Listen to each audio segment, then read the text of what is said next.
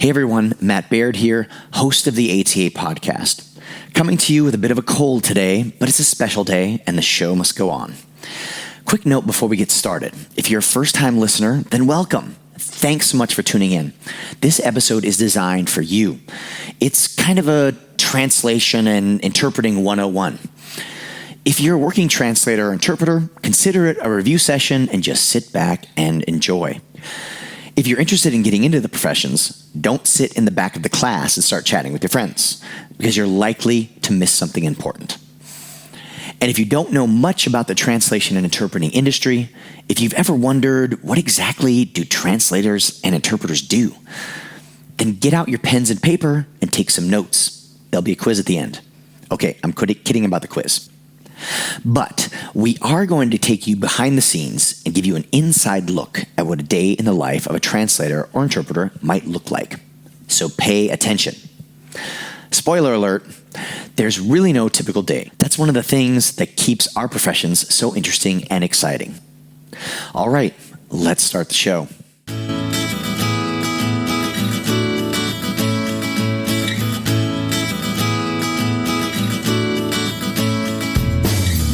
Welcome to the ATA podcast. I'm your host, Matt Baird, and you're listening to episode 37.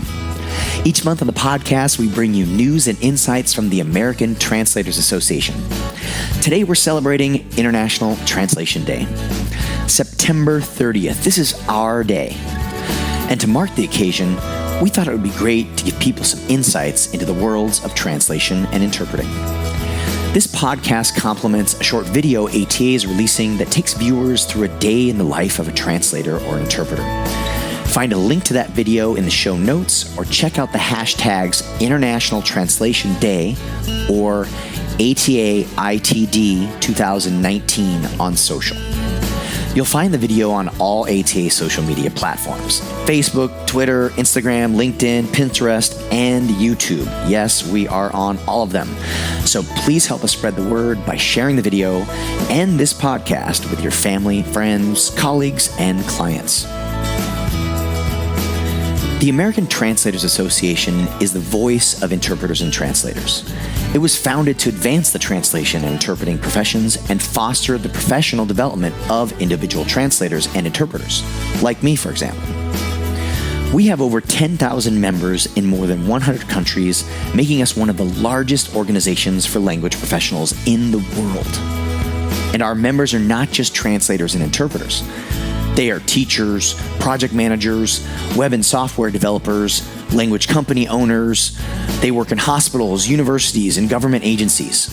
These are language professionals working across a wide range of fields. Now, translators and interpreters often work behind the scenes, which is one of the reasons why many people don't really know what we do. In a moment, I'll bring on today's guest, who's going to help me draw back the curtains and take you backstage. But first, a few quick announcements. There's never been a better time to join the American Translators Association. Right now, if you join ATA for the year 2020, you'll get the rest of 2019 absolutely free.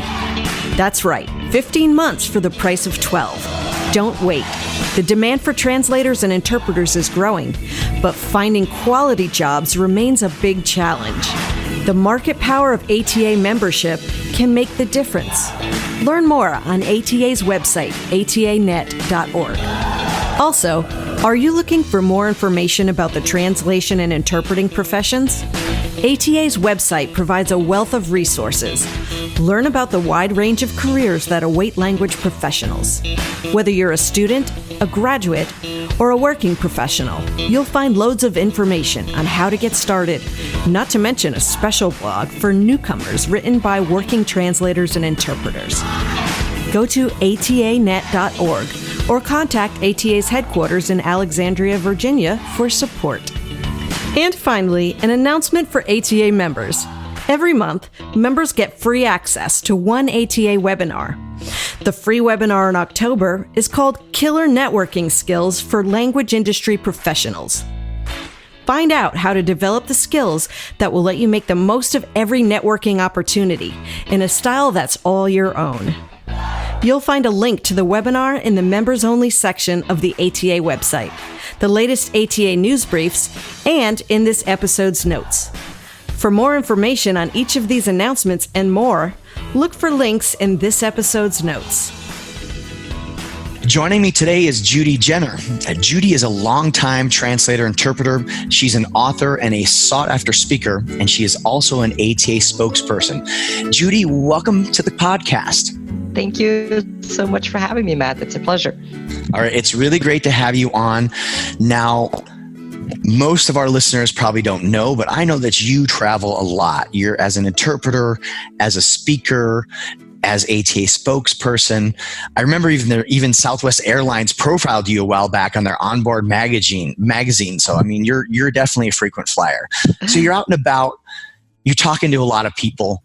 What would you say is the biggest misconception you hear about translators or interpreters? Oh, good question. I do indeed fly a lot. You're absolutely right. I fly mostly Southwest, and that article in their magazine was kind of a lucky coincidence. I just pointed out to them once that it seemed that they were always profiling these frequent flyers that tended to be men and tended to be in the software industry. So I once mentioned to them, I think it was just a tweet saying, hey, have you considered maybe featuring more women and maybe in professions that are a little bit different than software? And they basically said, good point, but didn't really get into it. And then a few months later, they said, hey, how about we profile you? And I said, well, I wasn't really talking about myself. I was just talking about a woman. And they said, well, actually, you sound really interesting. And what you do? And I thought, well, this is an incredible opportunity to talk about translation and interpreting and to get it into this major publication. So, of course, I mentioned my role as ATA spokesperson. I thought it was a really cool article. But to answer your question about the flying and the questions that I get, yes, I absolutely take every opportunity that I get to talk about what I do, what we do, what translation and interpreting are all about. And boy, the misconceptions are so many. Where do I start? Perhaps a question I get often is how many languages I personally speak, which kind of goes to the misconception that all translators have multiple languages. All you really need is two. And also it kind of goes to the point that the public always thinks about translation, especially, as something having to do with speaking a language, when it really doesn't have anything to do with speaking the source language well or not well. Most translators do, but it's not a requirement. It's all about writing exceptionally well in the target language. That's one of them. And then that you can pretty much translate anything, that there's no such thing as specialization. I get that question a lot. So you translate everything? And I say, no, absolutely not. Just like attorneys don't work on everything, and doctors specialize, translators specialize as well. And then the most frequent one I probably get is this general confusion about translation versus interpreting, and if translators and interpreters do the same thing. But mostly people just call interpreters translators. So I take the opportunity to do some client or education or public education and try not to be too annoying about it. But clarifying this point is one of my very favorite things to do on airplanes and elsewhere. Well, that's great, because that's actually my first question. All right. Because I want to, this podcast is designed to talk to people who may not know a lot about our profession. So let's start with the basics, so to speak. What's the difference between a translator and an interpreter? It's actually very, very simple, and it can be explained in a sentence or two. So translation has to do with a written word. So translators transfer meaning from one language to the other in writing, and interpreters do it while talking. It's an oral form of communication. So something that I like to tell people to make this easy, I say, if you're looking at the person who is providing the language services, then it's probably an interpreter, because he or she is standing either right there in court or sitting next to you in a business meeting, or you can see them in the back of the room during a big conference. But if you're not looking at the linguist, if you're reading something, then that's translators, right? The translation is always in writing. Interpreting is always spoken. And interestingly enough, nobody really ever calls translators interpreters. But the other way around happens all the time. Have you noticed that interpreters get called translators, but not vice versa? I don't know why. But, yeah, it's a good question.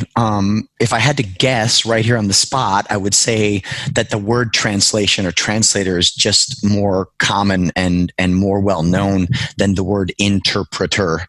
That it's kind of a foreign word to some people who aren't familiar with the profession. Yeah, I agree. I think it's an important distinction. Some may say, well, let's not insist on these terms, but there are different skills, there are different professions, and I think it's important to differentiate again among them. And I think every time we have an opportunity to speak about our profession, our industry, to anybody in the public, the general public who may not know that much about this profession yet, the better. And this is a good starting point. And many people say, well, thank you for explaining that to me. I've always wondered, and this is really interesting. And I usually tell them, knowing this will make you smarter than 99% of the population. they usually like that. So it's also sort of a playful way to get people interested in what we do, because what we do is very important, and a lot of people don't often think about it. Yeah, and they're two totally different, art forms, so to speak. I know that I have never interpreted, and anytime I've maybe while watching TV thought I'm just try it and see what it's like, I've always failed miserably. It's a learned craft, and I don't think everybody can do it. And the same for translation. I know some interpreters that say like they don't want to sit in a room and translate on paper and get every word perfect and on all that. They want to interact with people and help two people sitting in a room who can't talk to each other. They want to help them communicate. And it's really two different skill sets. Absolutely. They both have to do with language, of course, but it's the difference essentially between writing and speaking. Right? If you just break it down to an example that anybody can understand, just like writers aren't necessarily actors or speakers, that's pretty much the same thing, right? It's they both work with language, but it's a completely different skill. And while some linguists are both translators and interpreters, like that's the category I fall in, many are not. Just like you said, you're a translator, and that's what you do. And I know plenty of translators who never would think even for a second about interpreting as a career, because they excel in the writing, that the written word is their medium. And I personally like doing both. There's something very fascinating about oral communication, about how ephemeral it is and how immediate it is and how gratifying it is too to establish that communication, like you mentioned. And translation is a completely different world. You have more time, but you're usually by yourself, so you don't see sort of the immediate effect of the communication that you're enabling. So, Judy, who do translators and interpreters work for? Another great question, and I'll explain it briefly, but it's very similar to other industries in many ways. So there are in-house positions for both interpreters and translators in a very wide variety of fields and settings for public agencies and organizations and private companies, etc.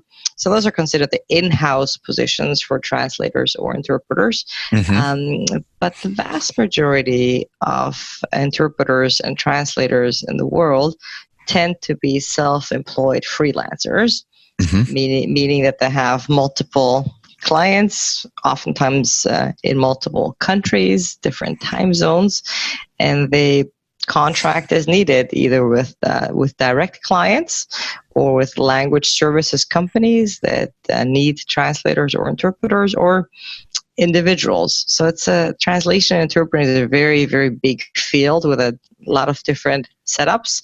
I have personally both been an in-house translator and self-employed. I've been running my own small business for a long time now. And they both have their advantages for sure. And I would say just anecdotally here in the US, we tend to have fewer staff or employees in terms of translation and interpreting than we do, for example, in Europe, where there's a bit more of a tradition of that. Okay. It is a large industry. It's sort of this hidden industry. Now, what does it take to become a translator or interpreter? Can any bilingual person do it? The short answer is no, absolutely not.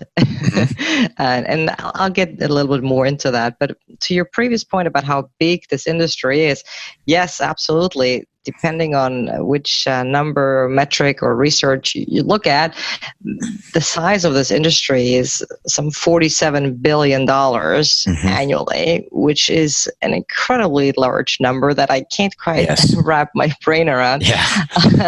And it includes all kinds of interpreting and translation, things you'd never think about, such as military interpreting, software localization of video games, book translation. Our industry is so diverse and interesting, and a lot of people never really think about it, even though we help make global commerce and diplomacy happen. So back to your question about if any bilingual person can be a translator or interpreter. No, this is a profession. Just like anything else, like any other profession, you need some base skills and then you need to build on them. But saying that being bilingual makes you an interpreter or a translator is similar to saying having two hands makes you a piano player. It's more of a minimum requirement, right? You need to know those two languages. That's the minimum requirement. To say that qualifies you is a misconception that I would love to get rid of, because that creates a lot of confusion also for new students, right, who enroll in these programs and think, well, I'm bilingual, I'm done. And then they get into the nitty gritty of translation and they realize that they do meet the minimum requirement, but there's a long way to go. So you need, to be a translator, you need obviously incredible writing skills in the target language. Translators usually translate into their A language or their strongest language. So what I ask my students, because I have the pleasure of teaching translation and interpreting as an adjunct at the University of California, San Diego, I ask them some really simple questions to see if they've really thought of translation. So I ask them, for example, do people tell you all the time that you're an incredible writer? And most people will say, well, no, not really. And I said, well, were you the kid in school that everybody went to when they wanted an essay written or a love letter, or they wanted someone to edit their work? Were you that person? And a lot of people sort of say no. And I'm trying to use a Socratic method to get students to sort of understand whether they're qualified for this industry, which I think is a pretty good approach. What do you think? I think these are good questions. So, and a lot of them will say, I haven't really thought about the fact that translators are essentially writers. They thought translation just has something to do with language, and I'm bilingual, therefore I am, right? So it takes, of course, a lot more than that. On the interpreting side, well, for both translation and interpreting, you need a lot of special skills that go way beyond knowing a second language or a third language. You need subject matter expertise, and you need insight into the industries in which you work. And you need some very specific skills. For example, in interpreting, it's if you're a simultaneous interpreter, you have to deal with stress that you may have never been exposed to. And interpreting in the simultaneous mode, meaning that you you interpret at the same time as the speaker is speaking, just with a few seconds delay, behind him or her. This act of absorbing information, of listening, of converting, of analyzing, of finding the equivalent, and then interpreting, speaking, all in real time, seems entirely impossible to any beginner. Actually, it seemed completely impossible to me. It still fascinates me, and I've been a translator for 20 plus years. Good point. Yes, exactly. Even folks like you who are so connected and are very much in our business, interpreting is one of these sort of strange phenomena that you're like, wow, is it really possible? But it is one of the most difficult things cognitively that the human brain can do. So if you want to be an interpreter, you do need, of course, top-notch language skills in both languages and spoken, right? Your written abilities don't matter if you're an interpreter, because what you're doing is entirely spoken. But you have to withstand stress. You have to work well under pressure. Interpreting is really in a way a performance art at some point. If you're a translator, you usually have time to think about things. You have a comfortable working environment. You may have unreasonable deadlines, but you're not very exposed. You're not in front of the room where everybody looks at you. So those are some things to think about. Of course, there are many others, but to circle it back around, being bilingual or knowing 2 languages at least is the minimum requirement that you need to be a translator or interpreter. And then there's a lot of work to be done beyond that. Now, you mentioned subject matter expertise, and earlier you mentioned that, like in other professions, we don't just translate, interpret everything. We tend to work in certain fields that we are specialized in. Why is that important? Why should someone who's hiring a translator or an interpreter want to hire a specialist? Yes, good question again. These are all such great questions. I'm loving this. Well, because just simply put, translators and interpreters can't know everything. It's impossible. And I like to make this analogy with legal services, right? If you're an attorney, there's pretty much no law firm in the country that I know of that says we do everything from criminal law to civil law to international law to contracts to torts to constitutional law. I mean, it's just not possible. You can't have expertise, or at least real expertise, in that many fields. And translation and interpreting is the same. For instance, I have a great colleague who has a PhD in physics, and she is the ideal person to translate physics textbooks from English into German or vice versa, right? And if you give me a physics text, I am not qualified to translate it because I don't understand it, and that's not my specialization. So the first step in translation and interpreting is always understanding the source, whether it's in writing or oral, right? If you don't understand it, then we're done. There will be no communication happening. So that's why translators and interpreters specialize, because you need to invest in that field. For me personally, it's e-commerce, marketing, and legal, and those are the fields that I enjoy, that I have quite deep knowledge in. And I turn down other texts that are outside those areas of specialization because I won't be doing a good job at it. It's a question of ethics, of professional awareness. Luckily, as a member of the ATA, I know thousands of fantastic translators and interpreters all over the world. So if a client says, I need this physics text translated, I will say, I'm personally unable to do it. And sometimes I explain a little bit about why that is, just so people get more of an understanding. And then I say, of course, I want to help you solve your problem, which is your problem is you need this in another language. So I will give you the name of somebody who can do that and who's going to be fantastic at it. And then everybody's happy. Right on. It's happened to me to me as well. I wouldn't touch physics or chemistry or mechanical engineering with a 10-foot pole. I hear you, but luckily there's colleagues who are specialized. Plenty of colleagues who specialize in those very same subjects. You just need to find them. Now, Judy, when I told my parents a long time ago now that I was going to become a freelance translator, I remember my mom looked at me a little concerned and said, "Can you make a living doing that?"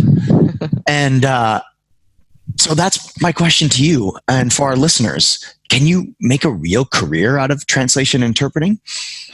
Yes, the short answer is yes, and allow me to elaborate a bit on that. And I like the story you just told about your parents. I think there have been so many misconceptions about our profession, and oftentimes I think when you say initially translator, a lot of people envision literary translation for some reason. I don't know if you've noticed that. Yes. They think you're going to translate Tolstoy or Thomas Mann, and literary translation is, of course, an important part of our profession, but I wouldn't say it's the dominant one, and I don't do any literature translation anyway. But at least it's good that people have some sort of association when they hear translation. Oftentimes they think literature. So yes, you can make a living. I'm living proof, and you are living proof. Yes. And the members of the ATA and the thousands of successful translators and interpreters around the world are living proof that it is a profession that's viable, that's growing. The expected job growth is around 18% in the next decade or so, which is faster than average for all occupations. And this is data here for the US, by the way. And it's very much a global business, but in terms of the US, I think that's a strong number. But of course, making a living, especially if you decide to go the freelance route, takes a lot of work, a lot of effort. It takes investment in your skills, investment in your learning, and the ability to take on some risk. Running a small business, being a freelance translator or interpreter, means that you don't have a steady paycheck. So you have to find those clients, you have to have an online presence, you have to network, you have to go out there and find the work, which allows you an incredible amount of freedom and flexibility in your personal life.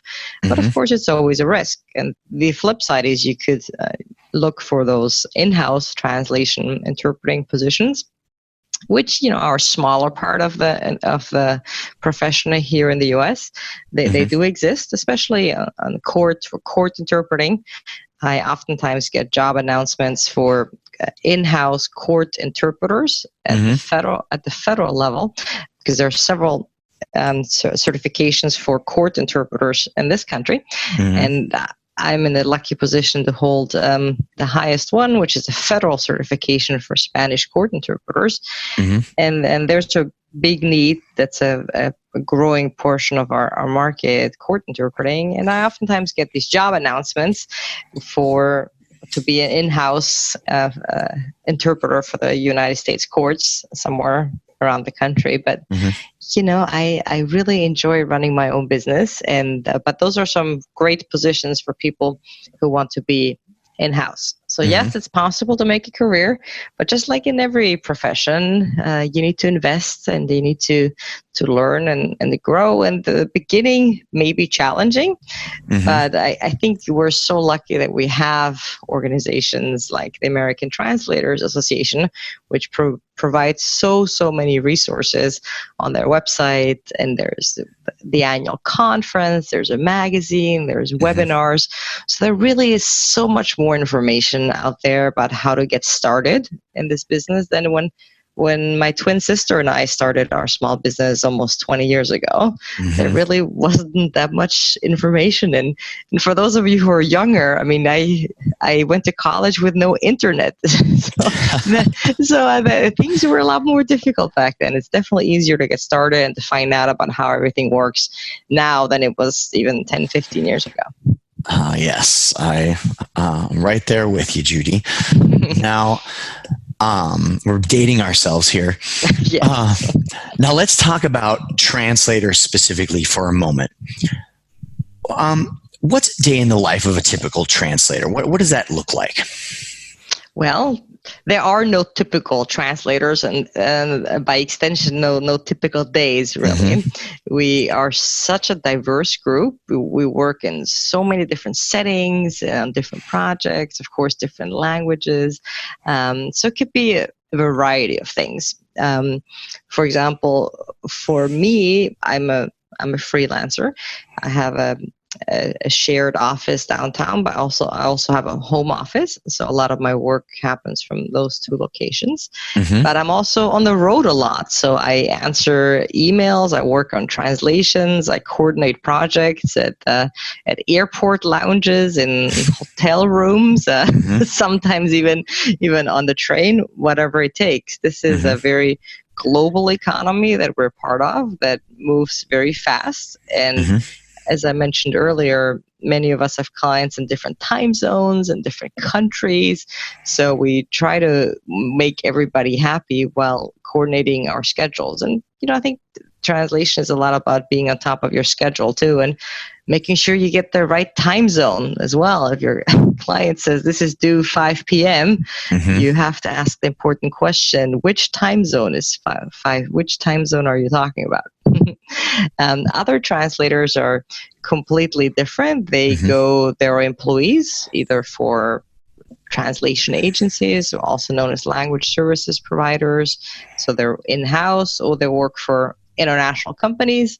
Some big international companies will have in-house translation departments, and that's where translators can work, for example. And there could be communications, marketing firms, all kinds of options. It's maybe advertising agencies, and they will go to work in the morning and they will be at their employment and they'll work for that one client. And when you're a freelancer, it's very typical that you work for a variety of clients every day. For example, it could be law firms, governments, multinational corporations, organizations, translation agencies, you name it. So for me today, I'm in New York right now. I have a conference call later with one of my clients in the financial services industry.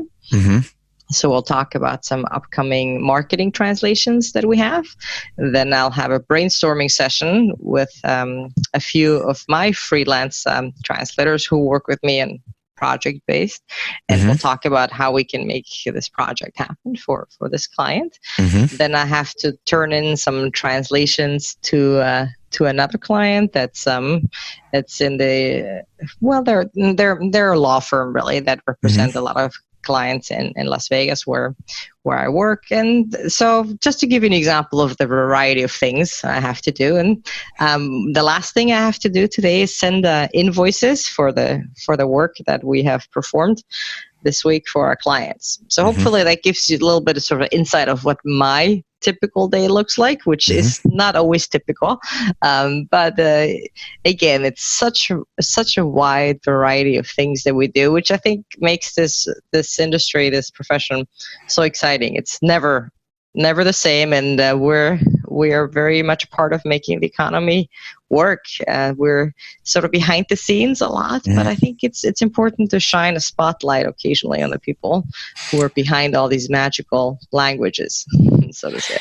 Yeah, I know a lot of translators I talk to, and of course I talk to a lot of translators, talk about how they love the learning aspect of the job because they are doing different things every day. They're seeing different texts. They might be working in a specific field, but they might be seeing different types of texts, or they might have several specializations, and they're just, you feel like you're constantly learning because what a text you get, you have to do some research on it. You're not going to understand every aspect. There might be a term in there you haven't seen before. So you've got this research and learning aspect to it. That's definitely a part of every translator's day.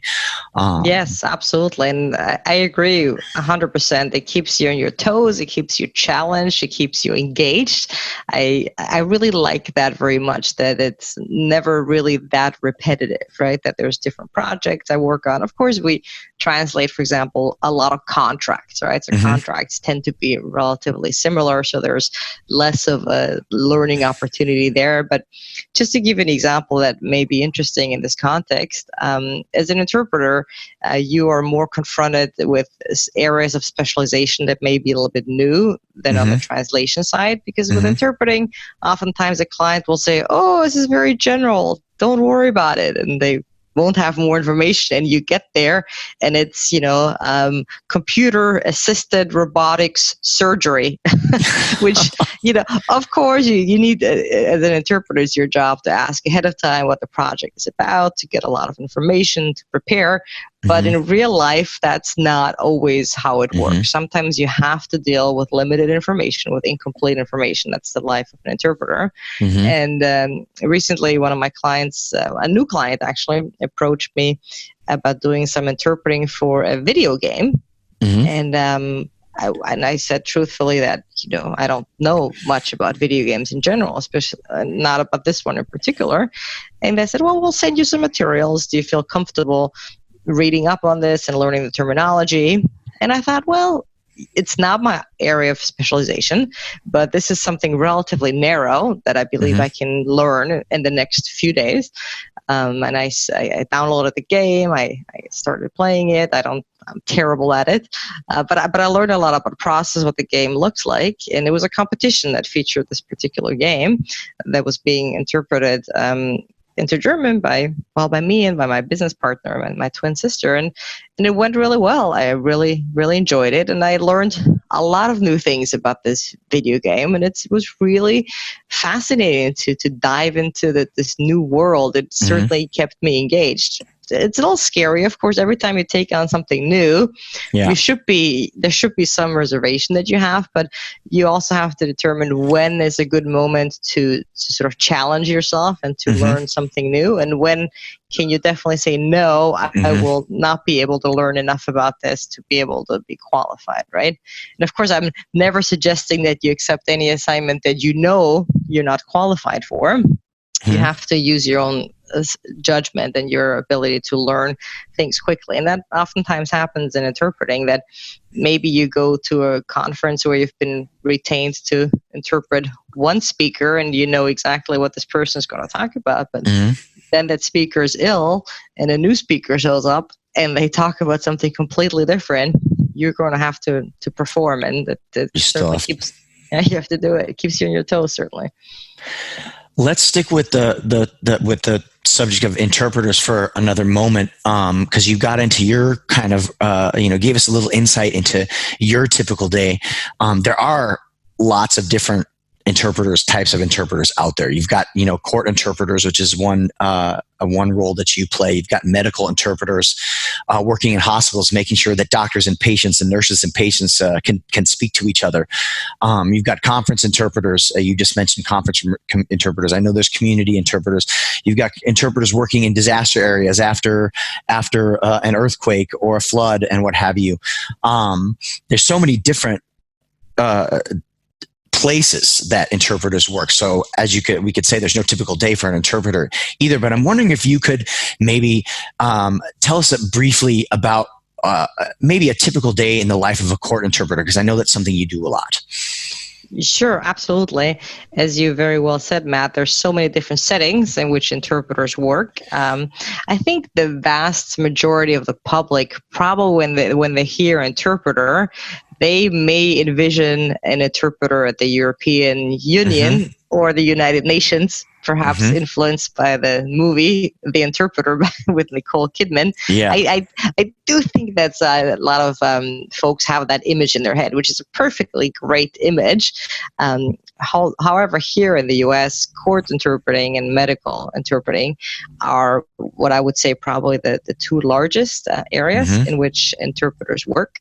Okay. And as you said, as a court interpreter, you will be, depending on the language and the state, there are very, very important certifications to become a court interpreter, to work in the courts, whether on the state level or on the federal level. And it gets a little complicated, so I won't go into the certification versus registration. But there's some high standards, as we should have high standards for court, because these are very important things that you're interpreting. So a lot of my colleagues are either exclusively court interpreters, or they have both a court and a medical certification, so they'll do both. They'll do some conference interpreting work as well. I do a lot of court and I do a lot of conference. Medical interpreting, I think, is a very, very important part of our industry, and it's growing. But you have to ask yourself the question, do you like to be in hospitals? Do you like to be surrounded by patients and by doctors? And I'm a little uncomfortable with the idea of blood in general, and that's something you have to be prepared for as a medical interpreter. Yeah, I can imagine. So as a court interpreter, if you are an employee, then your day will consist of being in the courthouse. You may be running from one courtroom to the next, or you may be assigned to a particular courtroom. You may be the interpreter who's there for whenever the judge has his or her session. Morning sessions, afternoon sessions. It could be trials, it could be arraignments, first appearances, status hearings, all kinds of things. It's a complex legal system that we have here in the U.S., and you could be working at something relatively simple like traffic court, where folks will go to try to get a reduction in their speeding ticket, which is a relatively quick and painless process, to pretty involved evidentiary hearings. And if you're a freelancer, that's my role with the United States federal courts and also with the state courts, but much less so. You will go, they will call you, tell you, we need you to come here for this one hearing or two hearings, and you'll go, you'll know your assignment, you'll have the courtroom you're going to, you'll have a little bit of information about the case.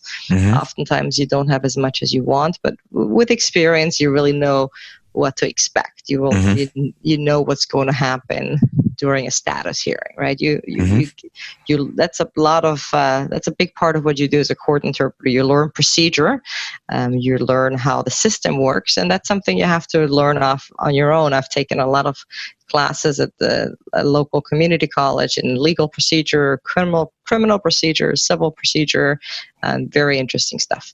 So that's how court interpreting works, but it's not all inside court. If you're a certified court interpreter, you also can work in other settings, for example, at law firms, something called depositions, which is usually part of the discovery period, mostly in civil cases. It's basically an interview where the parties have a chance to ask questions of each other, usually of one party. And oftentimes there'll be Spanish-speaking parties or another language. I always use Spanish because that's the one that I think of the most, but of course it could be a wide variety of languages. And you'd be interpreting in a more informal setting, usually in a meeting room, sort of a office setting, in either a law firm or a court reporting firm. And you do the interpreting there. It's outside of court, but it's still a court proceeding. So I think that's in a nutshell how court interpreting works. Of course, we could be talking about this until next year, but it's the summary. No, thank you very much for that. It's really interesting to get those insights. I've personally, like I said, I've been a translator for 25 years now, and I've never, witnessed in person a court interpreter at work. All right, maybe if you ever come to Vegas, we'll spend an afternoon in the courthouse. That would be great. I'll take you up on that offer, Judy. Sounds great. Now, at ATA, we like to promote the message that translators and interpreters help power the global economy. Tell our listeners what exactly that means.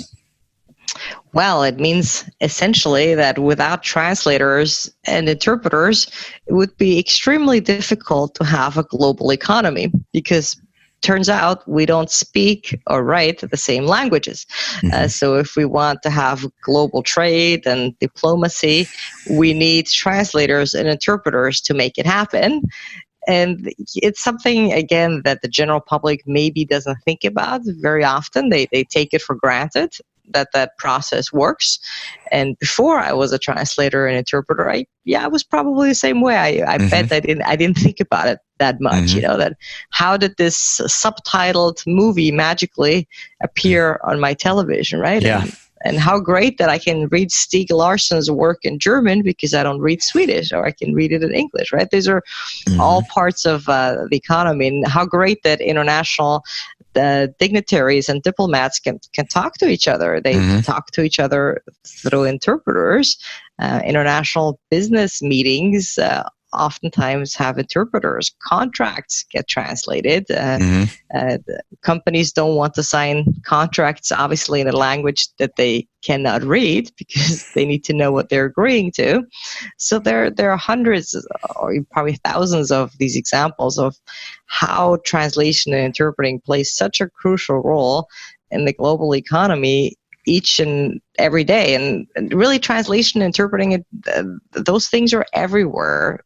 You just sometimes you're not aware of them. It's the wine label of the bottle of wine that you may be sharing in the evening, with your loved one. That wine came from France, and it was imported to the U.S. And there was a bill of lading that got translated. There's a wine label that got translated. There's probably a contract between the grower or the vineyard in France and the importer, detailing the details of their agreement of how this is going to work. And there's translators in the middle. Maybe there was a phone call at some point between the wine grower and the importer, and maybe there was an interpreter on the line, probably. So I think that wine bottle example is kind of illustrates it relatively well. So we're important. It's also well documented that people like to shop in the language they feel most comfortable with, so their native language, so to speak. And so if you want to sell to someone who doesn't speak your language, then you need your marketing materials, your products need to be translated into that language. Otherwise, you're not going to make that sale. Absolutely. It's just a fact of life. Yes, and as you said, it's well documented. There's lots of internet data you can get to see at what point customers drop out of the purchasing process, right? If they realize maybe the landing page of this website, the first page was translated, but then when you get into the purchasing process, then it's no longer translated because it's a lot of work oftentimes for companies, and then the consumers drop out because as you correctly say, people prefer making purchases in their own language. And when you make that happen, companies grow their sales. And that's, of course, the goal of every company, of every for-profit company.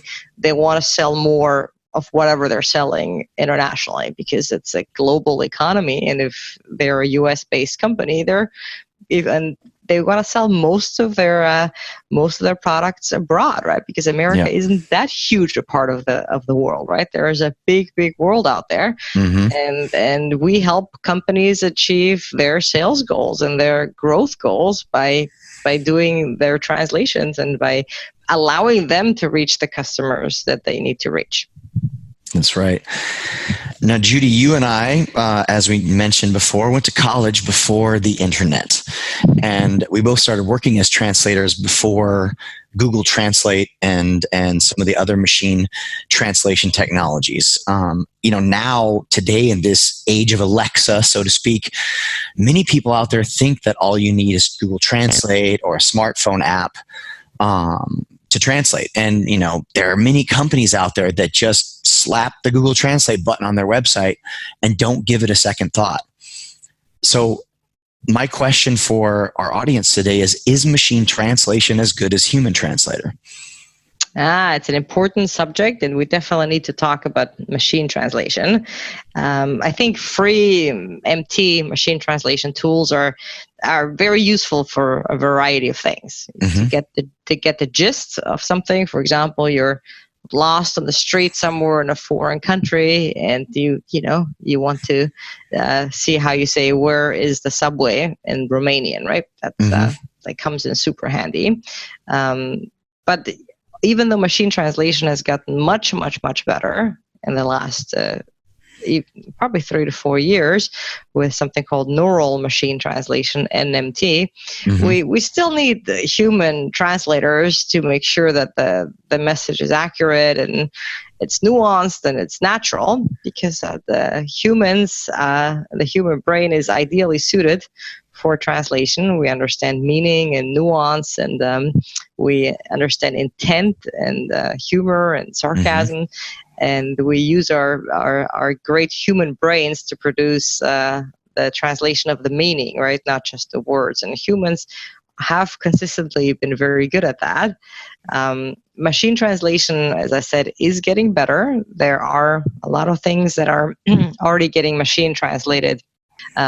So machine translation is here to stay.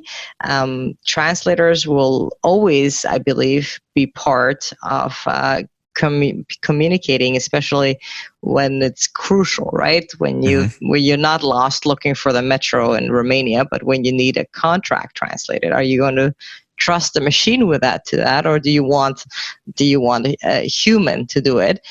Lots of food for thought there. The future is almost here, and we need to adapt. Just like every profession, there will be changes, but humans and human translators will be around in both the short term and the long term. Well, we have adapted. We're using technology has grown over the years. 30 years ago, people were translating on typewriters and literally mailing the translations to their clients. And then the fax machine came about and they faxed their translations. And now we're doing everything electronically. We're emailing, but we're also using, translation memory technology, which we can integrate terminology glossaries and terminology databases that we can tap into really quickly for terminology, and we can record our translation, so to speak, in this translation memory software, and pull up if a certain phrase comes up again, or even an identical sentence. We can see how we've translated that in the past. So we are using technology as translators, but we're using it to enhance what we already do, and not to simply rely on it to output something for us. Absolutely. Technology is a huge part of translation, also of interpreting, but very much in translation. As you said, the early days in translation, I really don't know how our amazing colleagues did this 30 years ago without the internet and actually having to go to the library to do research and then mailing translations in a paper envelope. I don't know how they were able to work under those conditions. I have a lot of admiration for that. Technology surely has made our jobs better. It's made them easier. It's made our work superior, right? Because as you mentioned, translation memories and the ability to store translations you've already done before and then find them when a similar text comes up. That's essentially how it works. It's pretty fantastic. It's great for quality assurance. It's great for consistency, and technology, translators and technology, we've pretty much always coexisted. It's some level. Even the fax was a technology we worked with, right?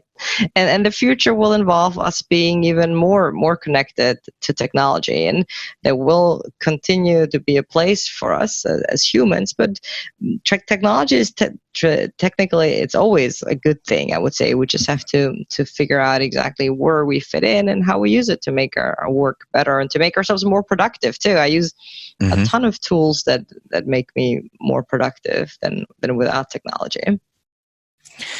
Judy, one final question. Now, how would someone who isn't so familiar with the business of translation or interpreting know how to find and obtain a translator or an interpreter who is good? Yeah, that's an important aspect of the buyer side, right? How do you find these people? And I know oftentimes for the clients, the buyer side, it's kind of scary. They don't really know where to start. And I get that, because oftentimes, again, folks haven't thought very much about translation. And now, let's say you're the director of marketing at a medium-sized company and somebody dumps this project on your desk and says, hey, guess what? You're going to be in charge of making sure we have our website translated into 5 languages. And they've never done it before. That happens all the time at companies, that they're finally getting into translation. They want to expand. And now this poor marketing director says, oh no, now what? Where do I start? But luckily, it's actually less overwhelming than you think, because I think a great place to start would be with the ATA directory. It's a wealth of resources on the website that I've mentioned before, atanet.org. But the most important part on that website, I believe, for the buyer side, is having this directory where they can search for a translator, in this case also an interpreter, by language, by specialization. So if this marketing director has a website that has technical content, let's say her company makes bike parts, and then she'll be able to sort by translators, let's say from English into whichever languages she needs, and choose that specialization. And she will get a result of translators with their contact information, and she can contact them that way. So it's really not as difficult as you think. I think ATA has made it pretty straightforward for buyers to find those translators and interpreters. Of course, the client still has to ask some good questions to make sure that the translator or interpreter is the right fit for them, making sure that the translator has the right experience, education, credentials, just like you would do with any profession, right? If I'm looking for a new lawyer or a new accountant, I would probably also go to a professional association, or I would ask friends and family. I'd make sure that the lawyer has passed the bar exam in the state that I want him or her to practice, and that I'd want to know about their experience, right? If I want to hire a lawyer to represent me in a small claims dispute that got out of hand, I want to make sure that that lawyer has a lot of experience in small claims, because that's what I'm going for.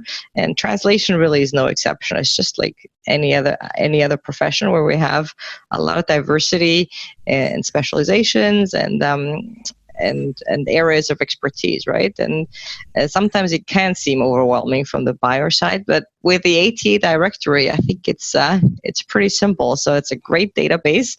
I use it all the time myself, even though I have my own database of folks I work with on a regular basis. But if I need to find somebody in a language that I perhaps don't use that often, I will go to the ATA directory and I'll plug in the criteria that I have, and up pops the list. And then I usually remember, oh yes, I've already worked with so and so. I just couldn't remember her name, and there she is. Excellent. Well, I hope everyone out there listening was taking notes today, because we covered a lot. But if you weren't, don't worry. There are plenty of links in the show notes today to help you find more information.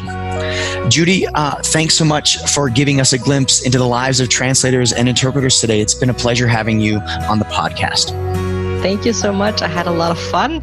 I suggest, if you have any more questions about translation and interpreting, about how it all works, contact the ATA. Check out the website, atanet.org. Okay, great. Thank you so much. You've been listening to Judy Jenner. Judy is a longtime translator, interpreter, author, and speaker. She's also an ATA spokesperson. Like Judy said, to learn more about translation and interpreting, be sure to check out ATA's website, atanet.org. You'll find lots of great information under resources. Episode 37 was produced by me with support from Mary David, ATA Assistant Executive Director for Membership and Communications. Technical and web support was provided by Rashawn Poccarel, ATA Assistant Executive Director for IT and Operations. Mixing and editing was done by Human Factor, and the music you heard today was from bensound.com. Previous episodes of the ATA podcast can be found on ATA's website under Resources, and you can subscribe to us on iTunes, Google Play, TuneIn, and Stitcher. We announce a new episode each month in the ATA News Briefs and on Facebook and Twitter, so watch your inboxes and be sure to follow ATA on social. And if you haven't already, please leave a review on iTunes or tell a colleague or friend about us. We'd really appreciate it. As always, we'd love to hear your thoughts and ideas for new shows or any comments you may have about past episodes. Please write to me at podcast@atanet.org. So what's up next on the podcast? Well, with ATA's 60th annual conference coming up in Palm Springs at the end of October, we likely won't release a podcast next month. But like last year, we're hoping to sit down with a few of the speakers while we're in Palm Springs and bring those interviews to you in the months following the conference. We've also got some other ideas in the works for after the conference and into the new year. So stay tuned. Speaking of the conference, I'm going to be roaming the hallways in search of more member moments. If you've got a story to share, look for me. I'll have my mic ready. Thanks for listening, everyone. Talk to you again after the conference.